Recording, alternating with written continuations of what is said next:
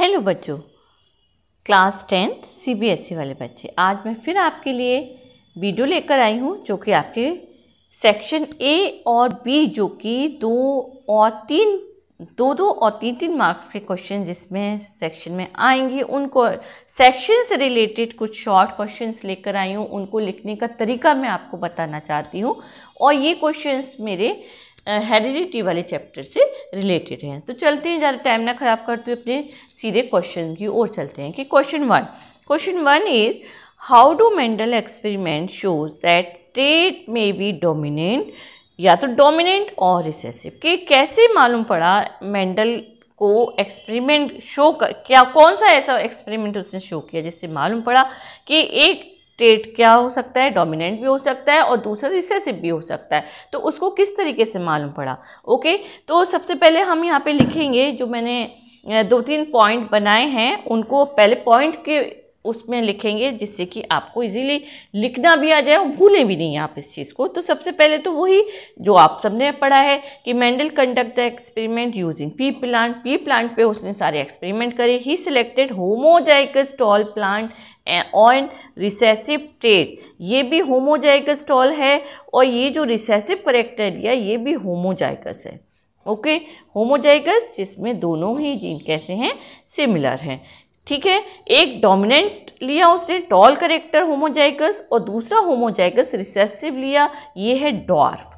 एक टॉल जो डोमिनेंट है उससे हम कैपिटल टी से शो करेंगे और जो रिसेसिव कैरेक्टर है it was always shows in small letters. तो ये इसने किया। अब इसके बाद ही क्रॉस बिटवीन देम, उसने क्या किया, इन दोनों को बीच में क्रॉस कराया। अब इसके बाद क्या किया इसने, ही क्रॉस बिटवीन, हाँ, it was observe that even generation are all tall plant.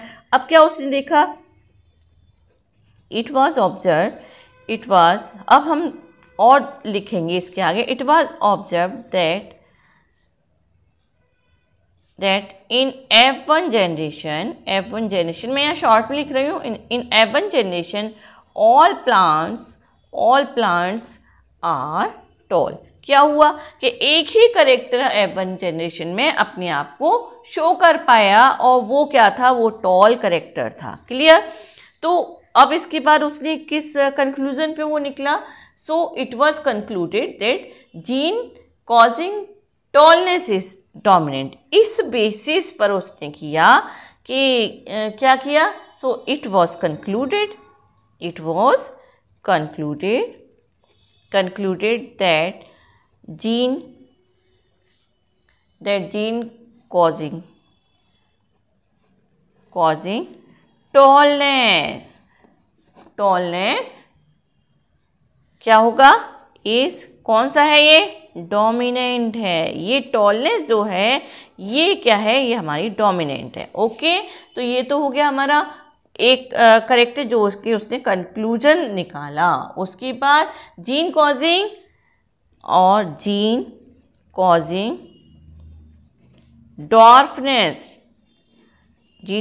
Dwarfness इस, ये क्या हुआ करेक्टर हमारा, ये हुआ हमारा रिसेसिव करेक्टर।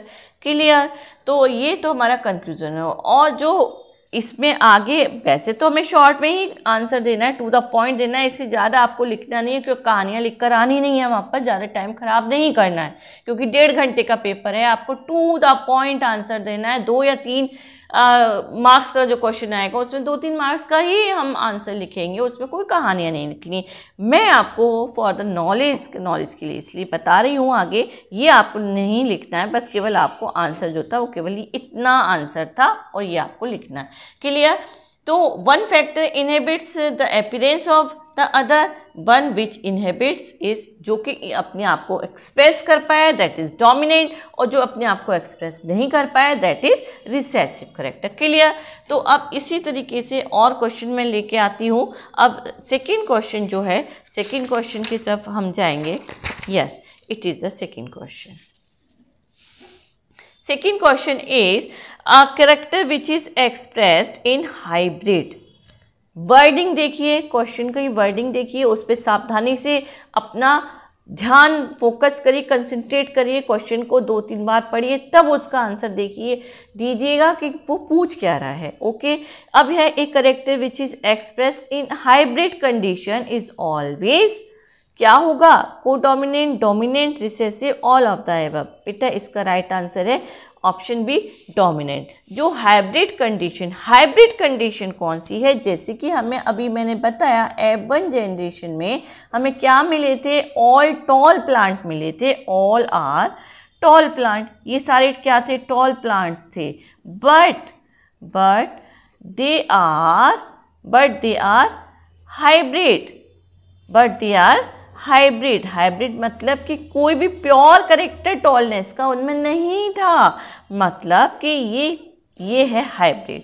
और प्योर करेक्टर कौन सा हम लेके चले थे टॉलनेस के लिए, ये, but it is hybrid character, ये हाइब्रिड करेक्टर है जिसमें कि डोमिनेंट जो है वो टॉलनेस कर रहा है, किस पे डोमिनेंट कर रहा है, रिसेसिव वाले करेक्टर पे। बट कंडीशन क्या होगी यहाँ पे, hybrid condition is there. Clear. तो F1 जनरेशन में हमें जितने टॉल प्लांट मिले वो क्या थे, हाइब्रिड थे। और dominant character is that which express itself always alone और it is present with the sum। और ये जो करेक्टर है डोमिनेंट का, ये क्या होता है, it always shows, क्या करता है, ये अपने आप को शो करता है, कब, whenever if it is in two character और alone, या तो ये अकेला है तब तो डोमिनेंट है ही, और अगर दूसरा भी कोई करेक्टर लेकर चल रहे हैं जो कि रिसेसिव है उसमें भी ये क्या करेगा, डोमिनेंट ही करेगा। ओके, तो ये तो इसका मतलब इसका तो आंसर ये हो गया। और भी हम इसको आंसर को लिख सकते हैं शॉर्ट में, ये तो ऑप्शन वाले हैं, हमें ऑप्शन वाले तो मिलेंगे नहीं सेक्शन ए और बी में, तो हमें कुछ ना कुछ तो लिखना पड़ेगा ना। और ये मैं पहले अभी एक्सप्लेन करूँ फिर आपको लिखती हूँ। और ये तब होता है जब बोथ प्लांट आर प्योर, और जैसे अगर टॉलनेस है तो प्योर है, डार्कनेस है तो भी प्योर करेक्टर होना चाहिए। और हाइब्रिड में एक डोमिनेंट और एक recessive gene of A trait होता है। हाइब्रिड में जैसे कि ये इट इज़ हाइब्रिड कंडीशन, इसमें क्या होता है, वन इज़ डोमिनेंट, एक तो डोमिनेंट हुआ, और सेकेंड वन क्या हुआ, second one is recessive, second one is recessive of A trait. ये ट्रेट क्या है, ट्रेट है हमारा हाइट, HEIGHT, हाइट है हमारा ट्रेट, लेकिन टॉलनेस, डोमिनेंस क्या है, टॉलनेस। ओके, और रिसेसिव क्या है, ड्वार्फनेस। Okay, clear. तो हमारा ट्रेट तो एक ही है, लेकिन क्या हुआ, ये दो चीज़ों में बट गया, एक तो डोमिनेंट करेक्टर में बट गया, दूसरा रिसेसिव करेक्टर में चला गया।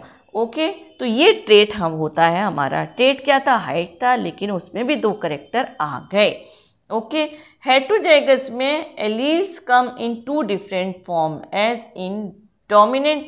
हेटेरोजाइगस कंडीशन ये है हमारी हेटेरोजाइगस, ये हमारी है हेटेरोजाइगस कंडीशन।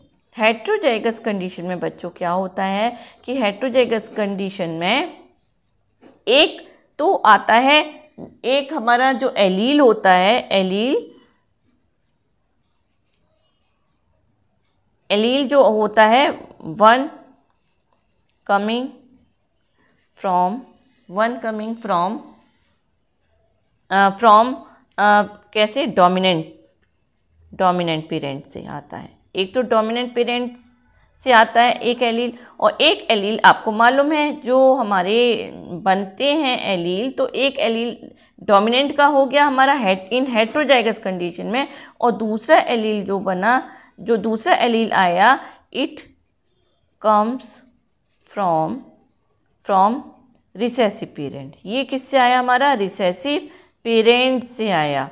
ओके, जब दो पेरेंट्स हैं उनमें एक पेरेंट कौन सा है, डोमिनेंट है और एक रिसेसिव है, बट हेटेरोजाइगस कंडीशन कब हुई, F1 जनरेशन में हुई, जिसमें कि एक एलील तो हमें मिला डोमिनेंट पेरेंट से और एक एलील मिला हमें रिसेसिव पेरेंट से। ठीक है, तो मेंडल के लॉ ऑफ इनहेरिटेंस के अनुसार in heterozygous individual only one trait is expressed known as dominant. तो हम इसका जो आंसर लिखेंगे वो हम देखिए शॉर्ट में यहाँ पे लिख देते हैं, ये आएगा अकॉर्डिंग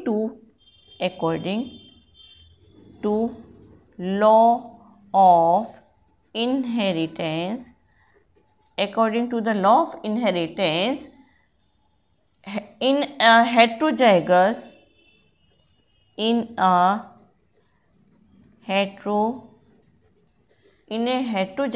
individual